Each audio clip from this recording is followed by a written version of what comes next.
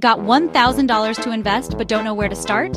In 2025, smart investing is all about strategy. Here are 5 powerful ways to grow your money. 1. High-yield savings and CDs. Start with a safety net. A high-yield savings account or a 6-month CD can earn you 4 to 5% interest risk-free. Great for short-term growth. 2. Stock market and ETFs. Invest in S&P 500 ETFs like Vanguard, VOO, or iShares, IVV.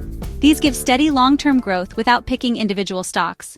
Use AI tools like Wealthfront, M1 Finance, or ChatGPT-powered analysis to make smarter investment decisions automatically. Real estate crowdfunding platforms like Fundrise and Realty Mogul let you own a share of real estate for as little as $10. It's a way to earn passive income without actually buying property. When it comes to crypto and Web3 investments, Bitcoin, Ethereum, and AI-driven altcoins are really shaping the future. Staking crypto can earn you anywhere from 5 to 10% APY. Remember, the best investment is the one you start today. So which strategy are you trying first? Comment below. And don't forget to like, share, and subscribe for more investment tips.